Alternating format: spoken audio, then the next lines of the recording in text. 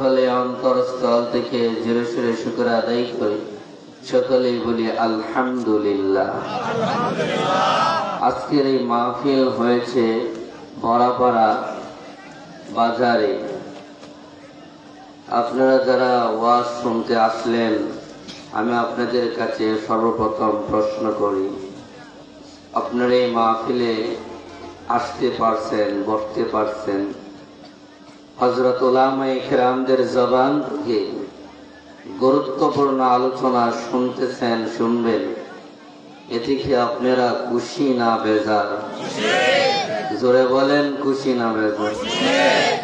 যদি খুশি হয়ে থাকেন দুইটা হাত ওরা মালিককে দেখেন, বলেন নারায়ে তাকবীর, নারায়ে তাকবীর, নারায়ে তাকবীর। কোরআন হাদিস যেখানে, আলেম উলামা যেখানে, নবীর ওয়ারিস যেখানে, ওয়াজ মাহফিল যেখানে, ভণ্ড পীর যেখানে, নারায়ে তাকবীর। আলহামদুলিল্লাহ। বোঝা যায় আপনারা খুশি, কারণ আওয়াজ আপনারা দিয়ে বুঝাইছেন যে আজকের মাহফিলে এসে আপনারা খুশি। আমি অনেক দূর থেকে আসলাম, আপনাদের পরিবেশটা দেখে অনেক ভালো লাগতেছে। অনেক আমার মুরব্বী বাবাজিরা বসা আছেন, অনেক যুবক ভাইয়েরা আছেন, হযরত উলামায়ে কেরামরাও বসা আছেন।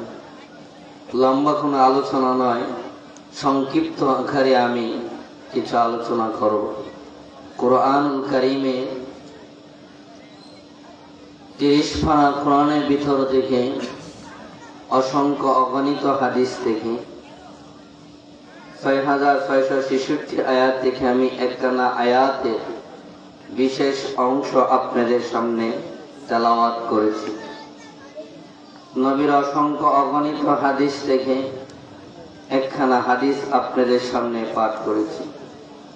আয়াত ও হাদিসকে সামনে রেখে আমলের নিয়তে আমিও যেন কিছু বলতে পারি, আপনারাও যেন শ্রবণ করতে পারেন। আল্লাহ তাআলা উভয়ের মধ্যেই কামিয়াবি দেন, সকলে বলি আমিন। আমি সর্বপ্রথম আপনাদেরকে আয়াত ও হাদিসের মর্মটা বুঝাইয়ে দিই, তাহলে আপনারা বুঝবেন বাকি আলোচনাগুলো। আমি যে আয়াত তেলাওয়াত করেছি, সেই আয়াতে আল্লাহ তাআলা বলেন ওয়াসাইনাল ইনসান। আল্লাহ তাআলা দুনিয়ার সমস্ত মানুষদেরকে ওয়াজ করতেছেন। কি করতেছেন বাবা? কি করতেছেন? ওয়াজ করতেছেন। আমি যেরকম আপনাদেরকে ওয়াজ করতেছি, আল্লাহ তাআলা দুনিয়ার মানুষদেরকে ওয়াজ করতেছেন। এই কোরআনে আল্লাহ যে আয়াত দিছে, ওই আয়াতটি শুধু আপনাদের এখানের জন্য না, সারা বিশ্বের জন্য? সারা বিশ্বের জন্য এই আয়াত আল্লাহ তাআলা নাযিল করছে। কথা ঠিক না বেঠিক? এই পৃথিবীর জন্য। কথা ঠিক না বেঠিক?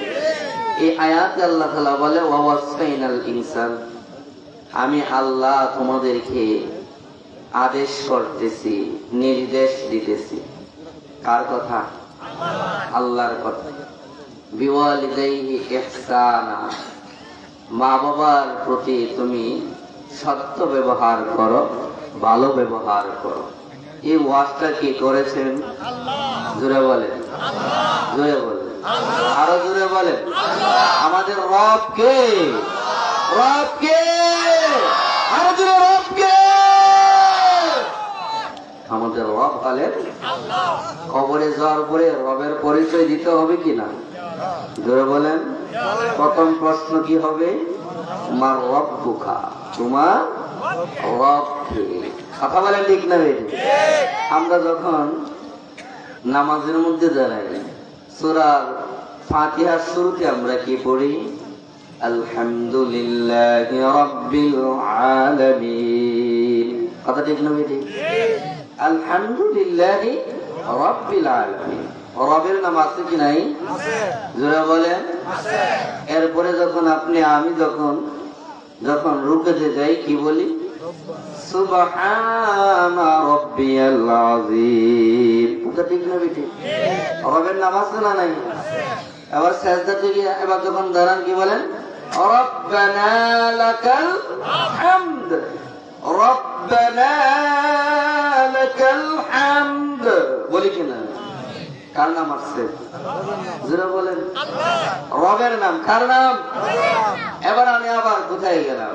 সিজদাতে গিয়ে বললাম সুবহানা রাব্বিয়াল আ'লা। কার নাম? কার নাম?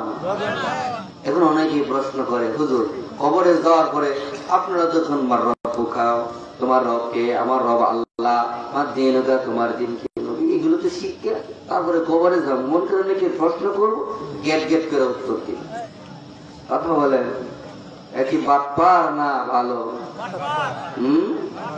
জীবনে রবের নাম লয় নাই মুখের মধ্যে, কবরে যাওয়ার পরেই রবের নাম বলে দিবে। আসবে? আসবে? বম মারলেও আসবে না। কথা ঠিক না বেঠে? আরে জীবনে তোমার জিন্দিগিতে তুমি কোনোদিন রবের নাম তোমার মুখে উচ্চারণ করো নাই, তুমি আশা করো দুনিয়াতে শিখা কবরে গিয়া তুমি সলদেবের উত্তর দিবা? ভাবছোটা কি ফেরেশতারা জাহান্নামের রুল দিয়া বেরিয়ে সুজা করে লাগবে। কথা ঠিক না বেঠে? তাহলে রব কে? জোরে বলেন আমাদের রব কে? ওয়াজ কে করতেছেন? মনে থাকবে তো? আমি আয়াতের সারমর্ম বলে এরপরে আপনাদেরকে আমি কয়েকটা কথা বলে এরপরে শেষ করব বয়ান। আল্লাহ তাআলা ওয়াজ করলেন ওয়াসাইনাল ইনসান। ইনসান কি? মানুষ। বলেন ইনসান কি? মোটামুটি আপনারা ওয়াজ বুঝে নেন, কারণ না বুঝেন এরকম মানুষ এখন নাই। ইনসান অর্থ মানুষ, এটা আমরা সবাই জানি। কথা ঠিক না বেঠি? আল্লাহ তাআলা বলছে ওয়াসাইনাল ইনসান, হে দুনিয়ার মানুষ, বিওয়ালিদাইহি ইহসানা, পিতা মাতার সাথে সত্য ব্যবহার করো, ভালো ব্যবহার করো। এই ওয়াজটা করেছেন কে? এখন আমরা কি মাতা পিতার বাধ্য না অবাধ্য? অনেকেই আছে অবাধ্য। কথা ঠিক না বেঠি? মা বাবাকে অনেক সন্তান আছে এখন মানে না। কথা ঠিক না? বর্তমানের সময়ে মা বাবা সন্তান চিনেই না। কথা বলেন ঠিক না বেঠি? বাবারে গালি দেয়, আছে না নাই? বাবারে মারে, আছে না নাই? মারে ধমক দেয়, আছে না নাই? কথা বলেন। আল্লাহ কোরআনে বলছে ভালো ব্যবহার করো, নম্র ব্যবহার করো, ভদ্র ব্যবহার করো, সুন্দর করে কথা বলো। এই পৃথিবীর মানুষ, যদি তোমরা মা বাবার সঙ্গে বেয়াদবি করো, মনে রাখিও তোমার দুইটা ক্ষতি হবে, মারাত্মক দুইটা ক্ষতি। একটা হবে দুনিয়াতে, আরেকটা হবে তোমার মৃত্যুর পরে। কয়টা ক্ষতি? জোরে বলেন। দুইটা ক্ষতি হবে। আমার আজ বুঝতেছেন? আমার কথাগুলো বুঝতেছেন? ক্ষতি কয়টা হবে? মা বাবার সঙ্গে ভালো আচরণ না করলে, ভদ্রতার সহিত কথা না বললে, ধমক দেয়া কথা বললে, রাগান্বিত হয়ে কথা বললে, চোখ রাঙাইয়া কথা বললে ক্ষতি হবে সন্তানের দুইটা। ক্ষতিগুলো দুইটা বড় বড়, ছোট নয় বললেই বুঝবেন। এক নাম্বার ক্ষতি হবে দুনিয়াতে, দ্বিতীয় নাম্বার ক্ষতি হবে মরার পরে। এই দুইটা ক্ষতি পরে বলবো। এখন আসুন, আল্লাহ ওয়াজ করছেন মা বাবার সঙ্গে কি করা?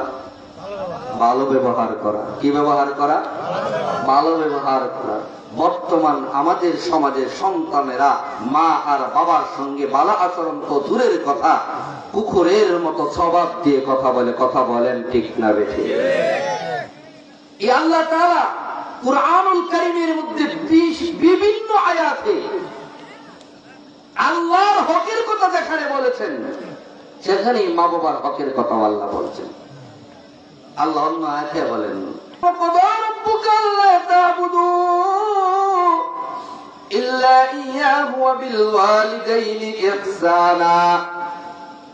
আমি রবের গোলামি করার পর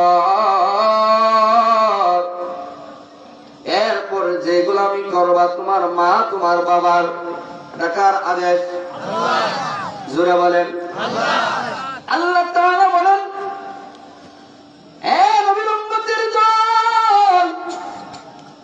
আল্লাহর গোলামি করার পর যার গোলামি হবে মা আর বাবা, বর্তমানের সময়ে আমার যুবক ভাইয়েরা মা বাবার সঙ্গে ভালো ব্যবহার করে না, কথা ঠিক না বেঠে?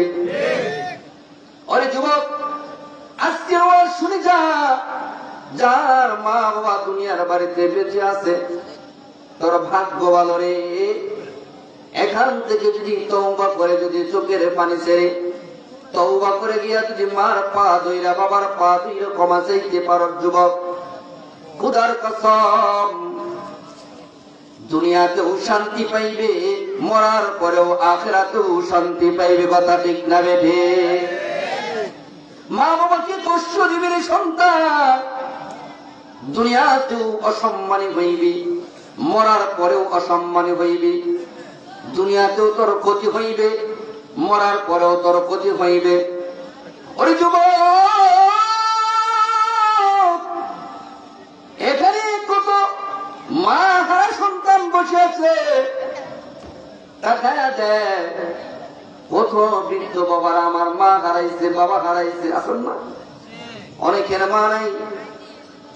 আমি যদি একজন একজন করে জিজ্ঞাসা করি, বাবা কার মা নাই হাত তোলেন, কার বাবা নাই? একজন একজন করে হাত তুলে বলবে আমার বাবা নাই, আমার মা নাই। আরে যে মা হারাইছে, যে বাবা হারাইছে, তার মতো দুঃখিনী এই জমিনের মধ্যে আর কেউ নাই।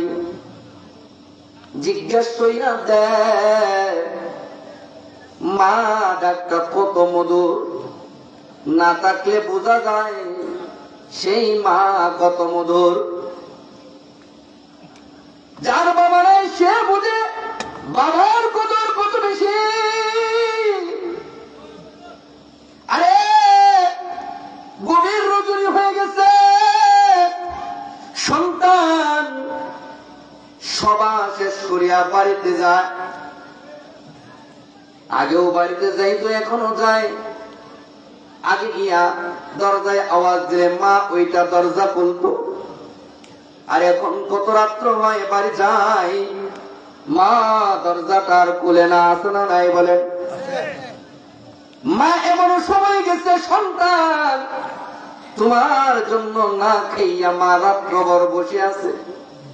কলিজার টুকরা সন্তান যখন আসবে তখন আমি তার সঙ্গে খাবার খাবো।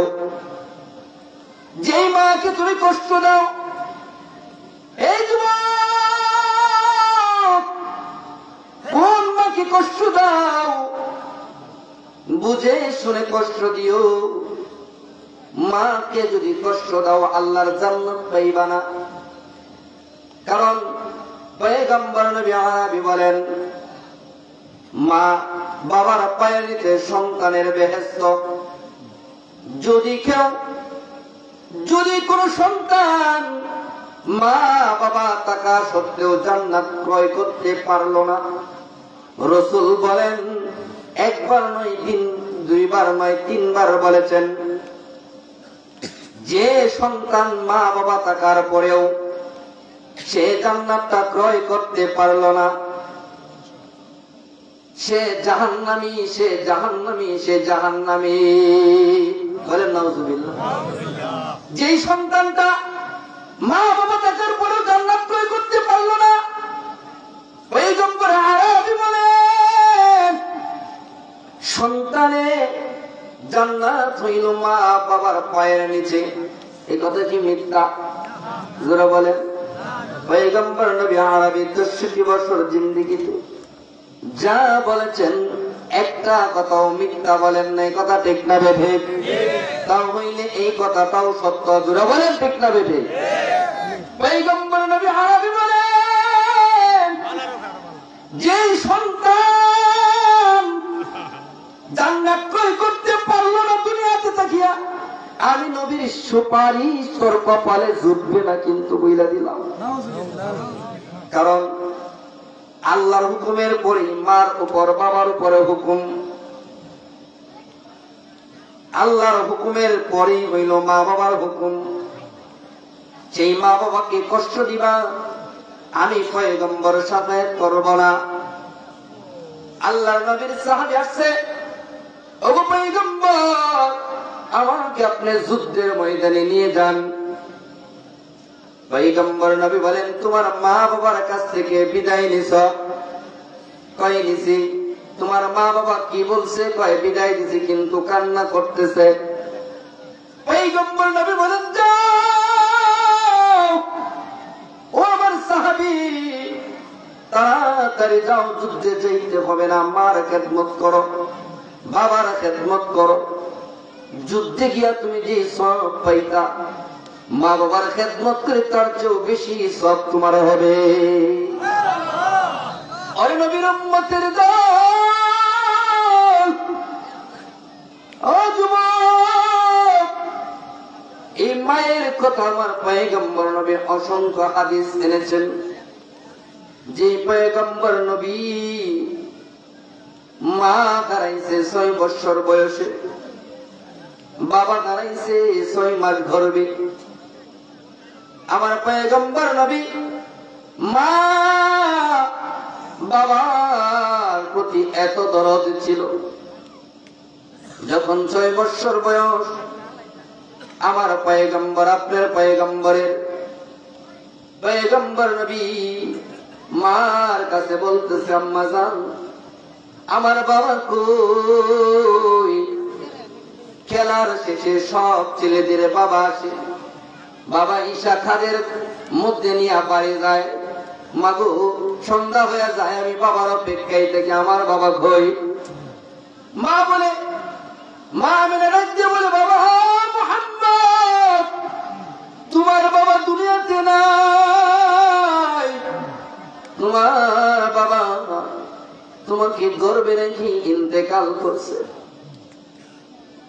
আপনি আমার পয়গম্বর নবী মার কাছে আপনার মাগো, বাবার কবরটা একটু লইয়া যাইবানি, বাবার কবরটা দেখতে চাই। মা আমেনা শ্বশুরের কাছে প্রস্তাব পাঠাইলেন আব্দুল মুত্তালিবের কাছে, শ্বশুর, আপনার নাতি বাবার কবর জিয়ারত করতে চায়, অনুমতি দেন। অনুমতি দিলেন। আম্মা জানা আমেনা দাসীকে নিয়া আব্দুল্লাহর কবর জিয়ারতের জন্য উদ্দেশ্য রওনা হয়ে গেলেন। কবর জিয়ারত করে বাড়ির দিকে আবার রওনা হলেন। অর্ধ রাস্তা আসার পরে মা আমেনা অসুস্থ হয়ে পড়লেন, এক পর্যায়ে ইন্তেকাল করলেন। দাসী আর মুহাম্মদ ফিরে আসলেন, মক্কায় ফিরে আসলেন। ব্যাপারকে আব্দুল মুত্তালিব জিজ্ঞেস করে, আমার বৌমা কোথায়? দাসী বলেন, ওগো আব্দুল মুত্তালিব, আপনার পুত্রবধূ ইন্তেকাল করছে। আপনি আমার পয়গম্বর নবী, 6 বছর বয়সে মা হারাইছে। মার বেটা পয়গম্বর নবী বুঝে কি বুঝে না বলেন? জোরে বলেন না কেন? বুঝে কি বুঝেন না? আমি যে হাদিস আপনাদের সামনে পাঠ করছি, পয়গম্বর নবী মার কথা 3 বার বলছেন, বাবার কথা 1 বার বলছেন। কেন বাবার কথা 1 বার, মার কথা 3 বার? এটার আপনাদের সামনে ব্যাখ্যা দিয়ে যাব। আজকে যে আয়াতগুলো আমি তেলাওয়াত করেছি, আয়াতের ইঙ্গিত করেছে 3টা জিনিসের উপরে, আর রাসূলও ওই 3টা জিনিসের উপরে ইঙ্গিত করে 3 বার মার কথা বলেছেন।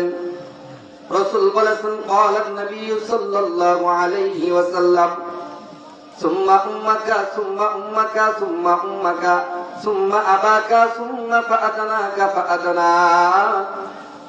মার কথা 3 বার বলেছেন। কোন সাহাবী আয়েশা প্রশ্ন করলেন, ও পয়গম্বর, আল্লাহর গোলামি করার পরে কার গোলামি করব, কার হক বেশি? পয়গম্বর নবী বলেন, সুম্মা উম্মাকা, তোমার মা। আবার সাহাবী বললেন, এরপরে কার? আবার পয়গম্বর বললেন, সুম্মা উম্মাকা, তোমার মার। আবার সাহাবী প্রশ্ন করলেন, ওগো পয়গম্বর, এরপরে কার? সুম্মা উম্মাকা, তোমার মার। ওগো পয়গম্বর, এরপরে কার? সুম্মা আবাকা, তোমার বাবার। এরপরে কার? সুম্মা আদনাকা ফাআদনা, তোমার পাড়া প্রতিবেশী। মার কথা কয়বার? জোরে বলেন। আমি যে আয়াত তখন তেলাওয়াত করেছি ওই আয়াতের ইঙ্গিত এবং হাদিসের ইঙ্গিত দেখেন মিলে কিনা। আমার আল্লাহ বলেছেন ওয়াসাইনাল ইনসানা বিওয়ালিদাইহি ইহসানা। ও দুনিয়ার মানুষ, তোমরা মা বাবার সঙ্গে ভালো ব্যবহার করবা। হামালাতহু উম্মুহু কুরহা। এই দুনিয়ার মানুষ, এই যুবক, কেন মা বাবার সঙ্গে ভালো ব্যবহার করবে? এই জন্য তো আল্লাহ পরে শব্দ বলে দিছে, এমনিই বলে নাই। কেন আমার সঙ্গে বাবার সঙ্গে ভালো আচরণ করবি, পরে শব্দ আল্লাহ তাআলা বলে দিছে হামালাতহু উম্মুহু কুরহা। তোমার মা তোমাকে অতি কষ্টে গর্ভে ধারণ করেছে। কথা ঠিক না বেটি? মায়ের গর্ভে দেখে আমরা আসছি না কলা গাছ থেকে আসছি? মায়ের গর্ভে থেকে জমিনে আসছি, জমিনে আসছি। দুনিয়ার মুখ দেখলাম, চন্দ্র সূর্য জমিন নক্ষত্র তারা যা দেখতেছি। মায়ের গর্ভ থেকে দুনিয়ার জমিনে আসলাম। কথা ঠিক না বেঠে? মা আপনি আমাকে গর্ভে ধারণ করছে। এই যুবক, কোন মার সঙ্গে বিয়াদবি করো? যেই মা তোরে 10 মাস 10 দিন গর্ভে জায়গা দিছে রে। তোর মা একটা জীবিত মানুষ, তুই একটা জীবিত মানুষ। মার পেটের ভিতরে একটা জীবিত মানুষ আর একটা জীবিত মানুষের পেটে ধারণ কইরা সারাদিন ঘুরছে। কথা বলেন ঠিক না বেঠিক? মা গর্ভে যখন আমি 8 থেকে 9 বছর 9 মাস হয়ে গেছে, এখন বাচ্চা পেটের ভিতরে নড়াচড়া শুরু করে। কথা ঠিক না বেঠিক? মা জননী সারাদিন সংসারের কাজ করে। রাত্র হয়ে গেছে, সন্ধ্যা হয়ে গেছে, ফ্যামিলির সবাই খাওয়াইলো, স্বামীরে খাওয়াইলো, শ্বশুর খাওয়াইলো, শাশুড়িকে খাওয়াইলো, সবাই খাওয়াইয়া মা আবার প্লেট নিয়ে বসছে খাবার খাবে। যখন মা মুখের মধ্যে গুণলা দিবে, ওই সময় তো লাত্তি মারছো যুবক। মায়ের পেটের মধ্যে লাত্তি মারছো। মা খাবার খাবে কোন সময় পেটটা দূরে সরাইয়া দিছে। দূরে সরাইয়া দিয়া বিছানার মধ্যে পইরা মা চোখের পানিতে কান্না করে। স্বামী জিজ্ঞেস করে, বিবি কেন কান্না করো? কিসের জন্য তুমি কান্না করতেছো বিবি? খাবার খাইলে না, পেট পরে আছে। বলি স্বামী, যখন খাবার খাইতে চাইলাম, কলিজার টুকরা সন্তান পেটের ভিতরে লাথি মারছে। মনে হয় আমার মার কলিজাটা লইয়া গেছে, এই জন্য আমি মা খাবার খাইতে পারলাম না।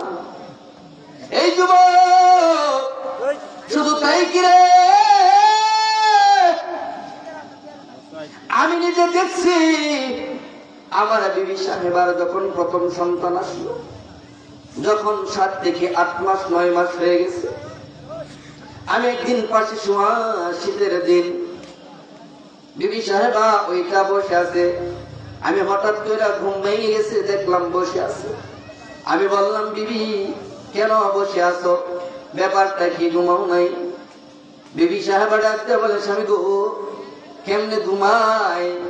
ডান দিকে কাত হইলে এই দিকে লাথি মারে, বাম দিকে কাত হইলে এই দিকে লাথি মারে, চিত হইয়া শুয়া থাকলে উপর দিকে লাথি মারে গো।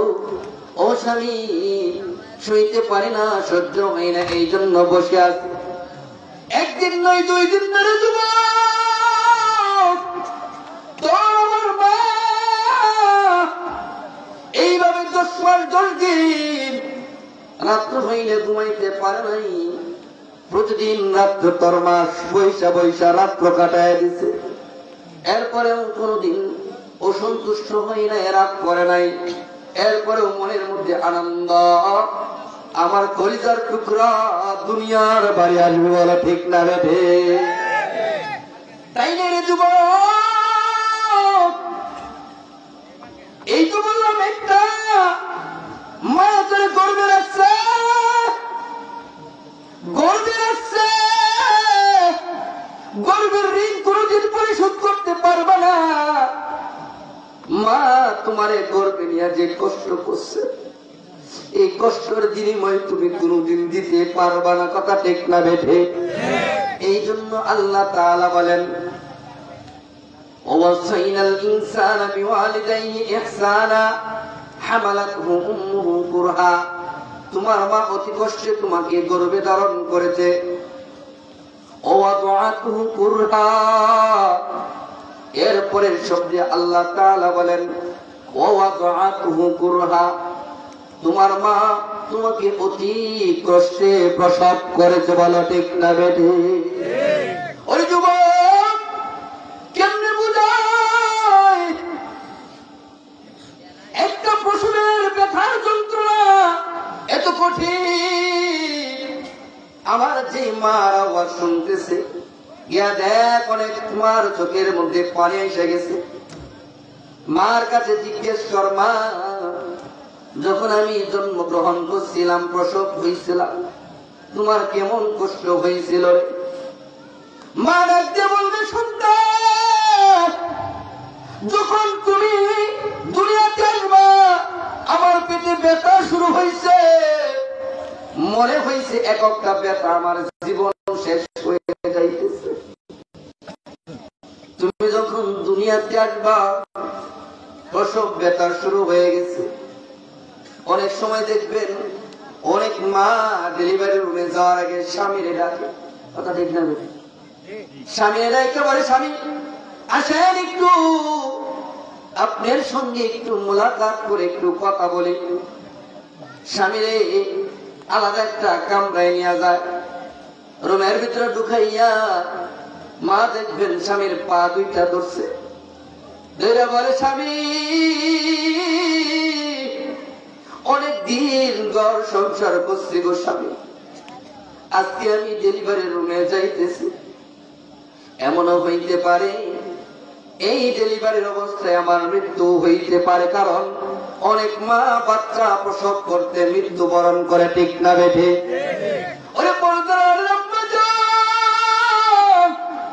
এখানে তোমরা স্মরণ রাখিও, তোমাদেরকে যুদ্ধ গিয়া শাহাদাত বরণ করে শাহাদাত হইতে হবে না।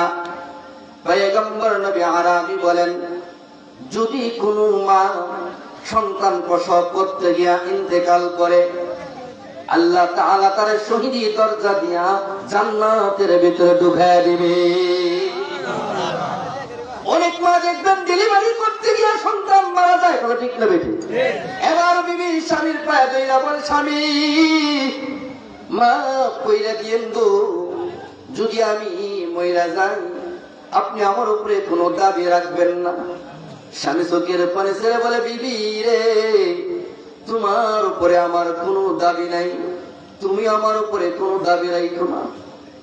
বিবি আমার স্বামীর থেকে বিদায় নেয়, শ্বশুর শাশুড়ির কাছে যায়, শ্বশুর বাবা গো অনেক দিন আসছে আপনার বাড়িতে, ভালো করে আপনার খেদমত করতে পারি নাই। ও শাশুড়ি আম্মা আসছি, অনেক দিন হয়ে গেছে আপনার ভালো করে খেদমত করতে পারি নাই। আমি যদি মারা যাই আমার প্রতি কোনো দাবি রাখবেন না, বিদায় দেন, ডেলিভারি রুমে চলে যাইতেছি, বাঁচতেও পারে মরতেও পারে। এই বলে মা জননী ডেলিভারি রুমে চলে যায়। বেতার যন্ত্রণা শুরু, মা চিৎকার মেরে কান্না করে, যুবক এমনি এমনি দুনিয়াতে আসিস নাই, মার কত কষ্ট হয়েছে তোরে প্রসব করতে রে যুবক। মা চিৎকার মেরে জিহ্বায় কামড় দিয়া ধরে, জিহ্বা তার মধ্যে চাপা ধরে, এক একটা বেতার যন্ত্রণা মনে হয় মৃত্যুর যন্ত্রণা, মা জিহ্বার মধ্যে কামড়ায়া ধরে। আর পাশের মহিলাদেরকে বলে, ও আমার মা বোনেরা, তোমরা যারা আমার পাশে আসো গো, আমাকে একটা কিছু দাও, আমার আর সহ্য হচ্ছে না, আমি যে আর সব করতে পারতেছি না, তো যন্ত্রণা কেন গো। মা যখন ডেলিভারি করে, ডেলিভারি অবস্থায় মা রক্ত দিয়া মা জমিন লাল কইরা ফেলাইল। ব্যথার যন্ত্রণায় মা অচেতন হয়ে পড়ে আছে। যখন কলিজার টুকরা মুখের মধ্যে কান্নার আওয়াজ শুনতে পায়, মার ঘুমটা ভাইয়া আবার অচেতন দেখে মা হুঁশ ফিরে পাইয়া পাশের মহিলাদেরকে ডাক দিয়ে বলে, কই আমার কলিজার টুকরা সন্তানটারে দাও। রক্তমাখা হাতগুলো বাড়াইয়া সামনের দিকে দিয়া বলে, ও আমার পরে প্রতিবেশী, দাও দাও আমার কলিজার টুকরা সন্তানটারে আমার কুলে দাও। এবার মা সন্তানটারে কুলে নিয়া রক্তমাখা শরীর এই দেখে না মা গালের মধ্যে কপালের মধ্যে চুমকায়, কথা ঠিক না বেঁধে? এর যুবক আজকে মা বৃদ্ধ বয়সে তুমি মা একটু পায়খানা করে দিছে, বিছনার মধ্যে প্রস্রাব করে দিছে, এখন তোমার সহ্য হয় না। মা খাইতে বসছে, খাওয়ার মধ্যে কাশ আসছে, কাশে উঠে গেছে, কাশ বের হয়ে গেছে, তুমি প্লেটটা ধাক্কা মাইরা বলো কাশের সময় হইল না। ওর যুবক ওই মা তোরে রক্তমাখা সবই মুখের মধ্যে চুমুকাইছে, মা এই কথা বলে নাই নাপাক রক্তর মধ্যে চুমা দেওয়া যাবে না। মা সেদিন ভাবছে এটাই আমার কলিজার ধন, রক্ত আর মক্ত বুঝি না, দাও আমার কোলে আমার সন্তানটারে মন ভরে আদর করে, বলো ঠিক না বেঠে? এত মহাব্বত আর ভালোবাসা আজকে সেই মা বাবার সঙ্গে দুর্ব্যবহার করস, সেই মা বাবার সঙ্গে খারাপ আচরণ করস, মাকে ধমক দিয়া কথা বলস, বাবারে লাত্তি মারস, বাবার সঙ্গে ভদ্র অভদ্রতার সহিত কথা বলস। জেনেরা মা আর বাবা যদি করে মাফ না করে আমার আল্লাহ মাফ করবে না, ঠিক না বেঠে? মার দোয়া কিছু হয় না যুবক। যুবক যত ইতিহাস পড়লাম, হযরত উলামায়ে কেরাম আছেন, আপনার ইমাম সাহেব হুজুর আছেন, মুফতি সাহেব মানুষ, যত ইতিহাস পড়লাম, যত বড় বড় শায়েখ হইছে, কত বড় বড় দার্শনিক হইছে, মুফাসসির হইছে, প্রত্যেকটা উলামায়ে কেরাম যত বড় বড় উলামা হইছে, যত নবী রাসূল হয়েছে, সবাই মার দোয়ায় হয়েছে, বলো ঠিক না বেঠে? যত বুজুর্গ হয়েছে সবাই মার দোয়া। বাইজিদ বুস্তামি রাহমাতুল্লাহি আলাইহি মার দোয়ায় এত বড় ওলি হয়েছেন যে বাইজিদ বুস্তামি রাহমাতুল্লাহি আলাইহি এশারে ওযু দিয়া ফজরের নামাজ পড়েছেন একাধার ভাবে 10 বছর, বলেন সুবহানাল্লাহ। আমরা কয়দিন পড়ছি এশারে ওযু দিয়া ফজরের নামাজ? কি মনে করছেন সাধারণ? হ্যাঁ, এই তো ওয়াজের মাঠে আসছি, ওদের মাঠের মধ্যে যে 12টা বাজে উঠাউঠি শুরু করি, কারণ ঘুম ধরছে, কথা ঠিক না? আর বাইজিদ বুস্তামি রাহমাতুল্লাহি আলাইহি এশার ওযু দিয়া ফজরের জামাত পড়ছে 10 বছর যাবত। ওই বাইজিদ বুস্তামি রাহমাতুল্লাহি আলাইহি এমনি ওলি হয় নাই, মার দোয়ায় ওলি হয়েছেন। বাইজিদ বুস্তামি রাহমাতুল্লাহি আলাইহি, বাইজিদ বুস্তামি রাহমাতুল্লাহি আলাইহি আম্মা একদিন অসুস্থ, ঘরের মধ্যে কাতরাইতেছে, ডাক দিয়ে বলে, ভাইজি আমার জন্য একটু পানি আনো, আমার পানির পিপাসা হয়েছে। ভাইজি ঘরের মধ্যে দেখি কোনো পানি নাই, মার পানির পিপাসা আসছে, কোথায় থেকে পানি দিবে? গয়ে পানি না পাইয়া বাইজিদ বুস্তামি রাহমাতুল্লাহি আলাইহি দূরে দৌড়ে গেছে পানি আনার জন্য। আয়েশা দেখে মা ঘুমায়া গেছে, পানি খেতে দিবে, মা তো ঘুমায়া গেছে। বাইজিদ আবার চিন্তা করতেছে, আমি যদি ঘুমাইয়া যাই পানি রাখিয়া, আবার মা যদি সজাগ হয়ে যায়, আবার মা যদি পানি চায়, পানি না পাইয়া যদি মা যদি ঘুমায়া যায়, মা পানির পিপাসা নিয়ে মা ঘুমাইলো, কষ্ট পাইব। না না, আমি বাইজিদ ঘুমাইতে পারি না। বাইজিদ বুস্তামি রাহমাতুল্লাহি আলাইহি হাতের মধ্যে গ্লাস নিয়া মায়ের মাথার পাশে দাঁড়ায় আছে। গভীর রাত্র যখন ফজরের আযান কানে আসতেছে, বাইজিদ বুস্তামির মা ঘুম ভেঙে গেছে। চোখ খুইলা দেখে বাইজিদ বুস্তামি মাথার উপরে দাঁড়ায় আছে গ্লাস নিয়া। বাইজিদের মা বলেন, বাবা তুমি কেন দাঁড়ায় আছো, ঘুমাও নাই? আম্মা জান, আপনি রাত্রের বেলায় পানি চাইছিলেন, ঘরে পানি ছিল না, অনেক দূর থেকে পানি না দেখে আপনি ঘুমায় গেছেন গো আম্মা জান। পানি যদি না পাইয়া আপনি আবার ঘুম থেকে সোজা হয়ে আবার ঘুমায় যান, কষ্ট পাইবেন। আমি ভাইজি ঘুমাইলাম না, আপনার পানির অপেক্ষায়। বলেন সুবহানাল্লাহ। ভাইজিদের আমার চোখ দিয়ে পানি কান্না। ভাইজিদের আম্মায় পার ভাইজিদের লইয়া মালিকের দরবারে হাত তুলে বলে, মালিক, আমার বাইজিদকে তুমি ওলি বানায়া লও। বলেন সুবহানাল্লাহ। মা দোয়া করলেন, এক গ্লাস পানির বিনিময়ে আল্লাহ তাআলা বাইজিদ বুস্তামি রহমাতুল্লাহি আলাইহি বিখ্যাত ওলি হিসাবে কবুল করতে। বলেন সুবহানাল্লাহ। ওরে যুবক, মার দোয়া যদি তোর সঙ্গে থাকে, বাবার দোয়া যদি তোর সঙ্গে থাকে, ভালো চাকরি তুই ইন্টারভিউ দিয়া ভালো চাকরি পাইবি। তোর মা বাবার দোয়া যদি তোর সঙ্গে থাকে, ব্যবসা বাণিজ্যে বরকত পাইবি। যদি মা বাবার দোয়া তোর সঙ্গে থাকে, যে কোনো জায়গায় যাবি বরকত পাইবি, দুর্ঘটনা অ্যাক্সিডেন্ট হইতে মুক্তি পাবে। কথা ঠিক না বেঠে? আরে যুবক, মায়ের দোয়া এমন একটা দোয়া, পয়গম্বর নবী বলছে, মার দোয়া আমি নবীর কাছেও ফেল, মার দোয়া আমি নবীর দোয়ার চেয়েও আরো বেশি মর্যাদা। বলেন সুবহানাল্লাহ। মদিনায় এক সময় অভাব দেখা দিছে। আমার পয়গম্বর, আপনার পয়গম্বর পেটের ক্ষুধায় পেটের মধ্যে পাথর বানছে। একদিন, দুই দিন, তিন দিন খাবার নাই, পেটের মধ্যে পাথর। আনাস, আল্লাহর নবীর এক সাহাবী, আনাস রাদিয়াল্লাহু আনহু, নবীর খুব কাছের একজন সাহাবী। আনাস দেখি পয়গম্বর নবী পেটের মধ্যে পাথর বানছে, আনাসও পেটের মধ্যে পাথর বানছে। বলেন সুবহানাল্লাহ।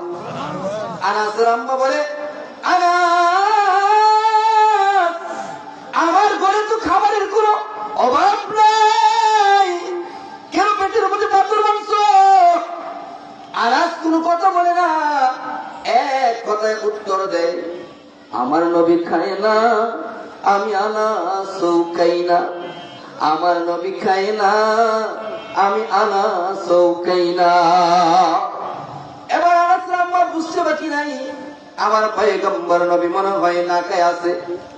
আনাসকে ডাকতে বলে, আনাস, তাহলে পয়গম্বর নবীকে আমার ঘরে দাওয়াত করো, এক বেলার মেহমানদারি করব। আনাস দৌড়ে গিয়ে বলে, ওগো পয়গম্বর, আমার আম্মা দাওয়াত করছে, এক বেলার দাওয়াত, দাওয়াত রাখবেন কিনা গো?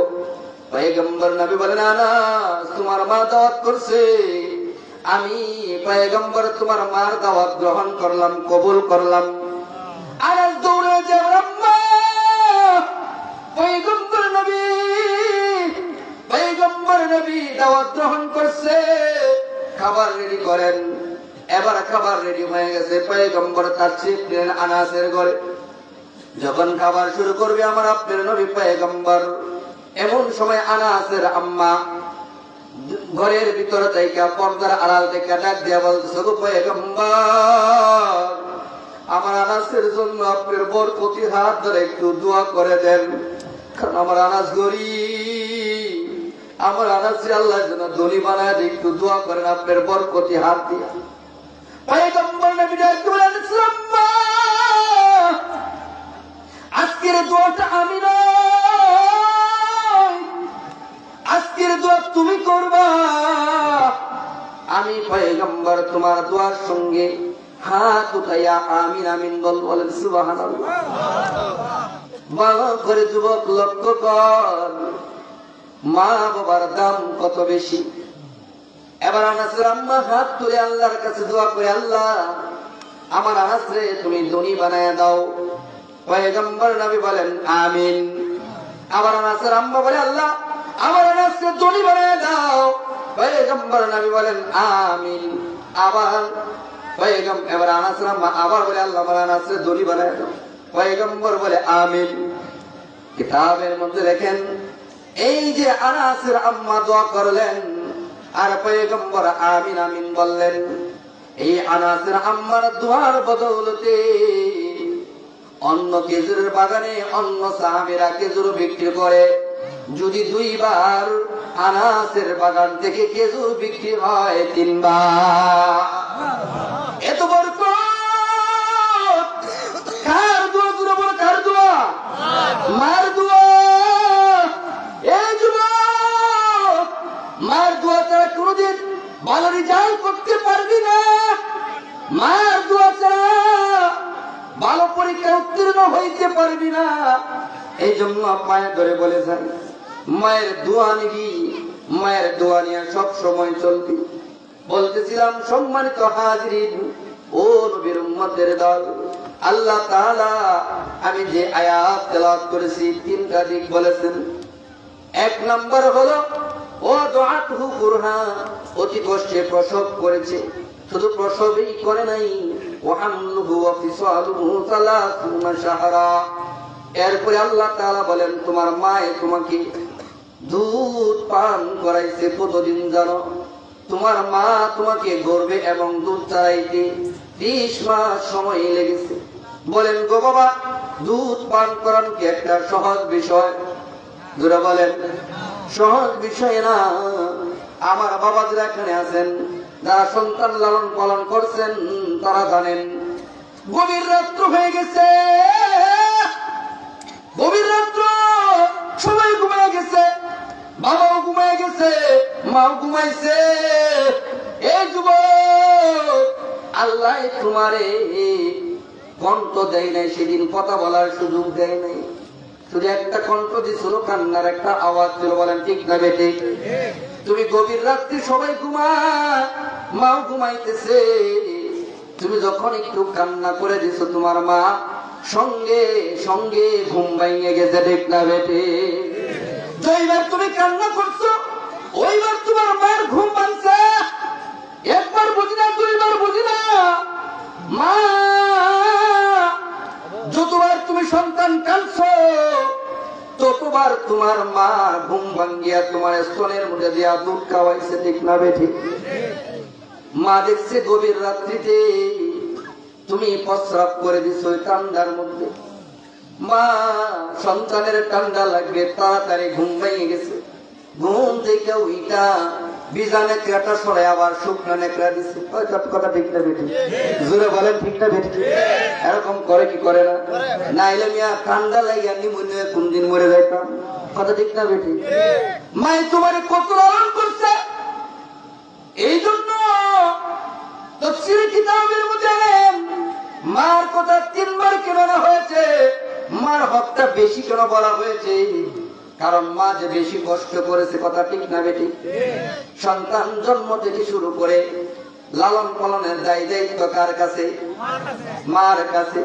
ও সন্তান, তোমার মা গভীর রাত্রিতে যখন তুমি ঠান্ডার মধ্যে প্রস্রাব পায়খানা করতা, মা তোমার প্রস্রাব পায়খানা গুলো মেথরনির মতো নিজের হাত দিয়া সাফ কইরা কইরা কইরা কইরা আবার শুকনা নেকড়া দিছে। ডান পাশে শুয়াইছে, প্রস্রাব পায়খানা করছে, বাম পাশে শুয়াইছে, ওই দিকেও প্রস্রাব পায়খানা করছে। মা এবার বুকের মধ্যে জড়ায়া ধইরা রাখছে, আমার কলিজার টুকরার জন্য ঠান্ডা না লাগে। বুকের মধ্যে জড়ায়া রাইখা মা এবার ঘুমায়, আবার তুমি প্রস্রাব পায়খানা করছো। মা তোমারে লাথি মারে নাই, মা তোমারে ধমক দেয় নাই। কথা ঠিক না বেটি? ওই দিন মা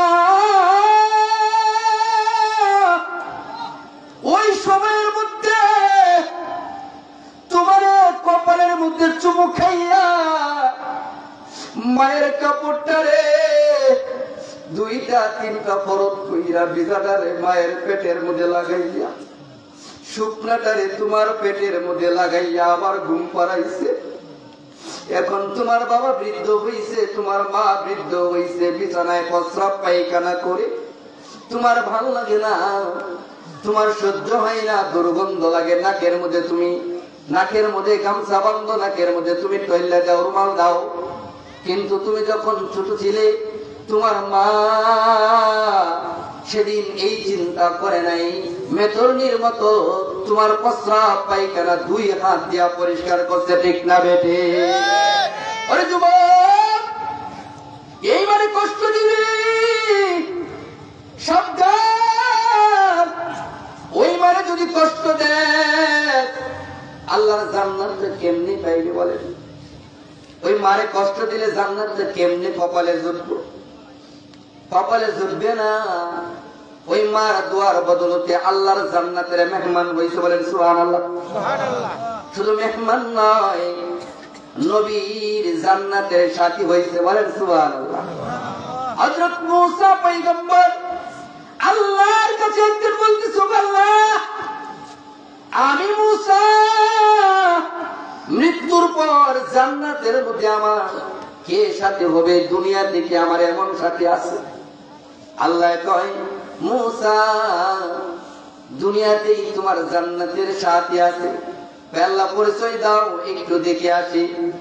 কয়, ওই দামেশকে ওই এমন একটা লোক আছে,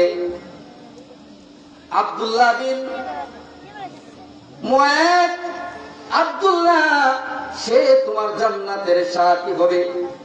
মূসা পয়গম্বর খুশিতে যাইতেছে যে দেখি আমার জান্নাতের সাথীটা কেমন, দুনিয়াতে একটু দেখে আসি। কষ্ট কইয়া ওই দেশে চলে গেলেন। চলে যাওয়ার পর ওইখানে গিয়া দেখে ওই লোকের নাম জিজ্ঞাসা করলেন যে হ্যাঁ আমি আব্দুল্লাহ। যে আপনি কি করেন? আমি গোস্তের ব্যবসা করে গোস্ত বানাই, সারাদিন গোস্ত বিক্রি করে সন্ধ্যাবেলায় আমি কিছু গোস্তের টুকরা নিয়ে বাড়িতে যাই। এবার পয়গম্বর মূসা ওনার সঙ্গে সঙ্গে যায়। বাড়িতে গিয়া দেখে বৃদ্ধ তার মা আছে। এই আল্লাহর বান্দাটা বাড়িতে গিয়া ওই গোস্ত নিলেন, গোস্ত নিজের হাতে পাক করছে, নিজের হাতে রুটি বানাইছে। বানাইয়া মার মুখের মধ্যে রুটি তুইলা দেয়, মার মুখের মধ্যে চামিচ দিয়া ঝোল তুইলা দেয়। মা খায়, মা খাইয়া আল্লাহর কাছে দোয়া করে কি যেন ফির ফির করে কয়। মূসা দিয়ে বলেন, ভাই আপনার আম্মা খাইয়া অনেক খুশি হইল। এরপরে দেখলাম 2টা হাত তুলে কি যেন বললো। এটা কি বললো? ও ভাই, আপনি শুনলে হাসবেন, আমার মা কি বলে? এখনো মূসা পরিচয় দেয় না আমি মূসা নবী, এখনো পরিচয় দেয় না। আপনি যদি শুনেন আপনি হাসবেন। আমার মা কি বলতে বলে? কি বলে? প্রতিদিন আমার মাকে যখন আমি খাবার খাওয়াইয়া ঘুম পাড়াইয়া যাইতে চাই, মা হাত তুলে বলে, আল্লাহ আমার সন্তানটায় তুমি আমার জামানার নবী মূসার সাথী বানাইও জান্নাতে। মূসা পয়গম্বর দেখতে বলে, ভাই তুমি কত ভাগ্যবান, তোমার ভাগ্য কত ভালো। আমি মূসা পয়গম্বর, আমি মূসা, আল্লাহ আমারে পাঠাইছে তোমার সঙ্গে সাক্ষাৎ করতে। আল্লাহ তোমারে আমার জান্নাতের সাথী বানায়া দিছে। এই যুবক, ওইবার তো আছে না জান্নাত পাইবি না। মা এমন একটা জিনিস, বাবা এমন একটা জিনিস, যেই বাবারে কষ্ট দিবি রে আল্লাহর আরশে আজিম কাঁপতে শুরু করবে। আল্লাহর এক যুবক বাবার কাছে টাকা চায় প্রতিদিন, বাবা টাকা দাও 500 টাকা করে, কারণ বন্ধুদের আড্ডায় যাইতে হবে, 500 টাকা লাগবে। বাবা বলে, ও সন্তান, আজকে আমার কাছে টাকা নাই, তোমাকে আমি কিভাবে টাকা দিব? আজকে তো টাকা নাই, আজকে চলে যাও, অন্যদিন দিব। রাগান্বিত হয়ে সন্তান বাবাকে ধমক দিয়া বলে, বাবা টাকা দাও, টাকা যদি না দিবা জন্ম কেন দিলা? এ সন্তান বাবারে ধমক দিয়া কথা বলো। এই বাবা কত কষ্ট করে তোরে লালন পালন করছে জানোস না রে যুবক? বাজারে বাবা 10 টাকার চা কম খাইয়া তুমি সন্তানের জন্য 10 টাকার মজা কিনিয়া পকেটের মধ্যে নিয়ে গেছে বাড়িতে। কথা ঠিক না? সন্তানটা সকাল বেলায় মজা চাইবে, বাবার পকেট থেকে মজা বাইর করে বলে, বাবা রে এই নে তোর মজা। কথা ঠিক না বেঠি? এই বাবারে কষ্ট দে, যেই বাবা তোর নতুন পোশাক পরে যা পড়ানোর জন্য নিজে নতুন পোশাক পরতে পারে নাই, ঈদের দিন, ঈদের আগের দিন সব সন্তানদের জন্য সব বাবারা কাপড় কিনে। এখন বাবা বুড়ি মানুষের বাড়িতে কাজ কাম করে দিন আনে দিন খায়। বিবি সাহেবা ডাক দিয়ে বলে, স্বামী গো, সন্তানটা কালকে ঈদের মাঠে যাবে, সন্তানের জন্য কিছু নতুন জামার প্রয়োজন আছে। স্বামীর কাছে টাকা নাই, স্বামী কোনো কথা বলে না। বিবির কথা শুনলেন, শোনার পর এবার স্বামী বাড়ির আড়ালে গিয়া চোখের পানি গামছা দিয়া মুছতেছে আর বলে, মালিক আমার গরিব বানাইলা, আমি আমার সন্তানের চাহিদাটাও পূরণ করতে পারতেছি না। বাবা এই চিন্তা করে মানুষের বাড়িতে কাজ করে কিছু টাকা নিয়ে বাজারের মধ্যে গেলেন। বাজারে গিয়া তোমার জন্য আমার জন্য নতুন জামা কিনলো, বাবার জন্য নতুন জামা কিনলো না। ঈদের দিন সকাল বেলায় তুমি সন্তানের খুশি করার জন্য নতুন জামাটা বাবায় বের করে দিয়া বলে, বাবা এই তো তোমার জন্য নতুন জামা আনছি। বাবার চোখের মধ্যে পানি, মুখের মধ্যে হাসি, চোখের মধ্যে পানি আর মুখের মধ্যে হাসি। সন্তানের দিকে তাকাইয়া বাবা বলতেছে, বাবা এই তো নতুন জামা পরো, মাঠে যাও। সন্তানদের মাঠের মধ্যে বিদায় দেয়। বাবা ঘরের এক কোনায় গিয়া চোখের পানি মুছে আর কান্না করে। বিবি সাহেবা জিজ্ঞেস করে, ছবি কেন কান্না করে? বিবি রে, সন্তানের জন্য একটা নতুন জামা আনলাম, তোমার জন্য একটা নতুন জামা আনতে পারলাম না গো বিবি, আমার জন্য পারলাম না। ও বিবি মনে কষ্ট নিও না, সন্তান তো খুশি হয়েছে, তাতে আমরা খুশি। মা ডাক দিয়ে বলেন, বিবি সাহেব ডাক দিয়ে বলেন, ও স্বামী আমাকে নতুন কাপড় দিতে হবে না, আমি আপনার প্রতি সন্তুষ্ট। আমার সন্তানের নতুন জামা দিয়েছেন, তাতে আমি মা অনেক খুশি। এমন মা এমন বাবারে কষ্ট দেয়, যেই মা যেই বাবা নিজে না ফিন্দিয়া তোরে ফিন্দাইছে। কথা ঠিক না ঠিক? যেই মা নিজে না খাইয়া তুমি সন্তান রে খাওয়াইছে, যেই বাবা নিজে না খাইয়া তুমি সন্তানকে খাওয়াইছে। বিবি সাহেবা মাছের মাথাটা বাবার পাতে দিছে, বাবার পাতের মধ্যে স্বামীর প্লেটের মধ্যে বিবি সাহেবা বড় মাছের মাথাটা দিছে। স্বামী গো খান। বাবার সঙ্গে সন্তানটা খাইতে বসছে, বাবা মাছের মাথা খায় না, বাবা মাছের মাথাটা তুলিয়া সন্তানের প্লেটে দিয়ে দিছে। বিবি সাহেবা জিজ্ঞেস করে, স্বামী দিলাম আপনার খাবার জন্য, সন্তানের প্লেটে কেন দিলেন? বাবা ডাক দিয়ে বলে, বিবি গো, আমার সন্তানটা অনেক বড় হবে, আমার সন্তানটা মেধাবান হবে, এই জন্য আমার সন্তানের মাছের মাথাটা দিয়ে দিলাম। বলো ঠিক না বেঠে?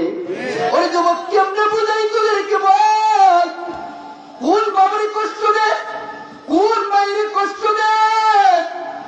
বাবার প্লেটের মধ্যে তোর মা ডিমওয়ালা মাছটা দিছে, বাবার পাশে তুই বসছস খাইতে, বাবা আঙ্গুল দিয়া ডিমটা বার করে নিজের মুখে না দিয়া সন্তানের মুখে উঠাইয়া দিচ্ছে। বলো ঠিক না বেঠি? এমন বাবারে কষ্ট দেয়, এমন মায়ের কষ্ট দেয়, করি যায় কি একবার আঘাত লাগে না রে যুবক? ওরে যুবক, মা থাকতে বাবা থাকতে একটু সময় আছে, তওবা করে চোখের পানি ফেলা। যাদের মা বাবা বেঁচে আছে এখান থেকে তওবা কর, চোখের পানি ফেলাইয়া জন্য দোয়া করে যা। যার মা নাই মার জন্য দোয়া করবি। যার মা বাবা বেঁচে আছে এখান থেকে প্রতিজ্ঞা নিয়ে, মারে কষ্ট দিছি আর কষ্ট দিব না, বাবারে কষ্ট দিছি বাবারে আর কষ্ট দিব না। আজকে গিয়া বাবার পায়ের মধ্যে ধইরা মাপ চাইব, মা পায়ে ধইরা মাপ চাইব। ওরে যুবক, যদি পা বাবা বেঁচে থাকে পা ধইরা মাপ চাইবি, তাহলে জান্নাতটাকে ক্রয় করতে পারবি। নয়তো উপায় নাই, তোর জন্য সামনে দুইটা ক্ষতি আছে। কয়টা ক্ষতি? জোরে বলেন। আগে বলছিলাম মনে আছে তো? মা বাবার সঙ্গে বিয়াদবি করবি, ধমক দিয়া কথা বলবি, তোর ক্ষতি দুইটা। একটা হইল দুনিয়াতে আর একটা হইল মরার পরে। আরে যুবক, এক নাম্বার ক্ষতি ভালো করে শুনে রাখ, যে মা বাবার সঙ্গে বিয়াদবি করবি, এক নাম্বার ক্ষতি হইল মৃত্যুর সময় তুমি ঈমান নিয়ে মরতে পারবে না, বেঈমান হয়ে মরতে হবে। বলেন নাউযুবিল্লাহ, জোরে বলেন নাউযুবিল্লাহ। ক্ষতিটা কি বড় না ছোট? আরো জোরে বলেন। বেঈমান হয়ে যদি কেউ মারা যায় জান্নাত পাইব? জান্নাতের ঘ্রাণও পর্যন্ত পাইব না। কথা ঠিক না বেটে? আরেকটা ক্ষতি হইল মরার পর। আল্লাহ তাআলা বলে মরার পরে যে তোর ক্ষতিটা হবে সেটা হলো, আমি আল্লাহ তাআলা তোর জন্য চিরদিনের জন্য জান্নাতটাকে হারাম করে দিব, জাহান্নামটাকে তোর জন্য ওয়াজিব করে দিব। এর মানে তুই চিরদিন জাহান্নামের আগুনেই জ্বলবি। প্রতি দুইটা ছোট না বড়? জোরে বলতে হবে। প্রতি দুইটা বড়। এই যুবক, এই জন্য মা বাবার সঙ্গে বিয়াদবি করে বেঈমান হয়ে মরিস না, চির জাহান্নামী হইস না। পা দুইটা গায়ে দে, পা দুইটা বলে যাই আমি ইব্রাহিম সিদ্দিকী, আয় স্টেজের সামনে আমি পা ধরতে রাজি। এরপরে বলে যাই মা বাবার সঙ্গে বিয়াদবি করবি না, বাবার সঙ্গে বিয়াদবি করবে না, মার সঙ্গে বিয়াদবি করবে না। এর পরিণতি বেশি ভালো হবে না। ওরে যুবক শোন, আল্লাহর বান্দা যুবক বাবার কাছে টাকা চাইতে গিয়া এক কথায় দুই কথায় তর্ক বিতর্কে বাবার শরীরের মধ্যে আঘাত করে ফেলছে, বাবার চোখ দিয়া পানি বের হয়ে গেছে। মা আসল দিয়া পর দিকে তাকায় বলে, মালিক এমন সন্তান পাল্লা, আজকে তারা বাবার গায়ের মধ্যে আঘাত করলো। ও মালিক, আমি মার সহ্য হয় না, আমি মা তোমার কাছে দুয়ার দরখাস্ত, যদি আমার সন্তানকে তুমি হেদায়েত দাও এই ঘরে ফিরাইয়া দিও, না হয় ফিরাইও না। আমি দরজা লাগাইলাম। মা দরজা লাগাইয়া দরজার মধ্যে দাঁড়ায় আছে, মালিক আমার সন্তানকে যদি হেদায়েত দাও দরজা খুলবো, নয় দরজা খুলবো না। আল্লাহর বান্দা যুবক রাস্তা দিয়ে মোটর সাইকেল দিয়ে যাইতেছে, রাস্তার কিনারে একজন হযরত উলামায়ে কেরাম, একজন আল্লাহর ওলি বয়ান করতেছেন, মা বাবার বিষয়ে ওয়াজ করে বুঝাইতেছেন। ওয়াসাইনাল ইনসানা বিওয়ালিদাইহি ইহসানা হামালাতুহু উম্মুহু কুরহা ওয়া ওয়াদাআতুহু কুরহা ওয়া হামলুহু ওয়া ফিসালুহু 30 শাহরা। ওয়াজ করে বুঝাইলেন, মা বাবার দায়িত্ব হক বুঝাইলেন। আল্লাহর বান্দা যুবক, আল্লাহর পক্ষ থেকে ফয়সালা হয়ে গেছে, কারণ মা তো দোয়া করে ফেলছে। মার দোয়া সন্তানের জন্য এমন ভাবে কবুল হয়, পয়গম্বর নবী বলেন যে আল্লাহ এবং মা দোয়ার মাঝখানে কোনো পর্দা থাকে না। দোয়া করছে মা, আল্লাহ হেদায়েত দিয়ে দিয়েছে, ওয়াজের মধ্যে বসছে, বয়ান শোনার পর দিলটা নরম হয়ে গেছে, চোখের মধ্যে পানি এসে গেছে। বয়ান শেষ করার পর আল্লাহর ওলির পায়ের মধ্যে ধরছে, ও আল্লাহর ওলি, আমি আজকে আমার বাবার সঙ্গে বেয়াদবি করে আসলাম, আমার বাবার শরীরে আমি লাথি মারছি গো হুজুর। ও গো হুজুর, আমি তো কত বড় অপরাধী বুঝতে পারলাম, এখন আমার উপায় কি? আমাকে তওবা করায়া দেন। আল্লাহর ওলি দেখতে বলে, যুবক